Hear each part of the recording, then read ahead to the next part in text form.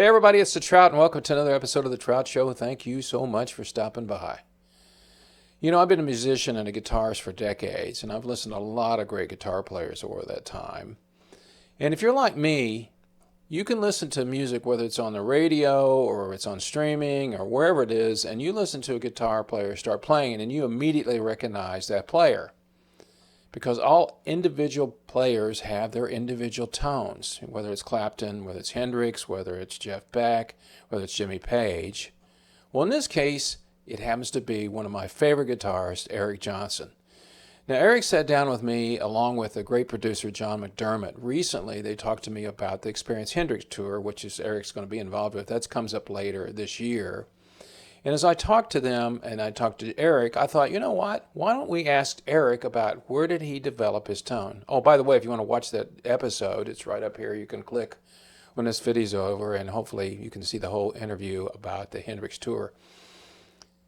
Well, I said to Eric, where did you develop your tone? And he talks about it, and he tells me how he develops it. I was kind of surprised, and you may be too, when you hear his answer. So that's all this video is about. It's not very long, but I wanted you to hear what Eric had to say, because if you're one of those guys that listens to people and go, how do they get that tone? This is where you can find it from Eric Johnson. Oh, and as a extra question, I asked Eric how long it really took him to write the Grammy Award-winning song, Cliffs of Dover. You might be surprised to hear the answer. So up next, the great Eric Johnson talking about how he develops his tone and how, well, is there such thing as a perfect tone? Sit back and enjoy it on this episode of The Trout Show. That's next.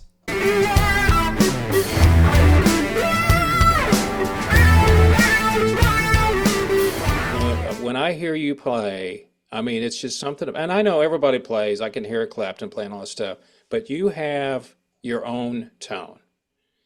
And I mean, to me, it all started with the, White Cliffs of Dover song, but how did you come up with that?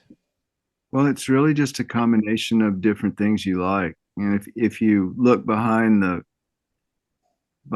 curtain of what comprises somebody's sound or what comprises my sound, you can see it's not that my sound is it's not that much really of a mystery. It's just I like the that really heavy saturated fuzz of Jimi Hendrix. I love the clean tones of Jimi Hendrix, the clean tones of Keith Richards. I love the really woman tone thing that Eric Clapton did, the early Cream, and then I love steel guitar players to get that real bouncy, thick tone, right? And then I love a lot of the John McLaughlin stuff where it kind of some of his early John McLaughlin stuff almost sounds a little bit like Eric Clapton's tone, but with more gain, Mm-hmm. So if you, all the people I just mentioned, if you if you amalgamated all that, then you really just have me. It's not really a mystery. It's just the people you like, and you create your own recipe. Do you think that anybody ever finds their ultimate tone? I've read stories about people they keep looking for their tone, and it's like I Yeah. don't. Yeah, well, I and I think musicians have always done that. I mean, you look at all the sax players from the 40s, and they all talk about that, and they're searching for the right reed, and they're working on it's a sound thing, because there is something about you hear a sound, and it's like it either pulls you in, or you go, you stand back 20 feet away.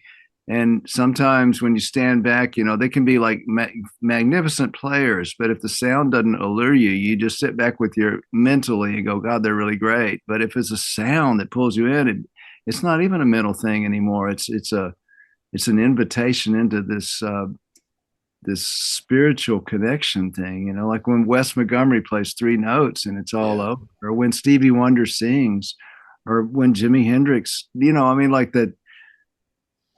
It's enough inspiration to last a lifetime when somebody has that above that the that higher atmosphere, like May This Be Love, and that solo comes in. It's like, how can you not love the way electric guitar sounds? So you fall in love with this ideal that's so beautiful, and that becomes your benchmark or your mountaintop. And then you spend a lot of time going, because you've been to the mountaintop sonically, so you have a point of reference of how beautiful it can be. And it's hard not to keep searching for that, because otherwise it can just be like an appliance and you can marvel at somebody's playing, but it's not quite the same invitation into that realm, you know? When I heard Cliffs of Dover, and I have people on here that can play it, and I'm always going, "You really can play that?" Oh. And all right. So my last question for you though is, did it really only take you 5 minutes to write that song? Yeah, it took me, yeah, it was a really quick song. Wow. Yeah, Yeah. I think sometimes that happens, you know, the just bursts of inspiration, you know.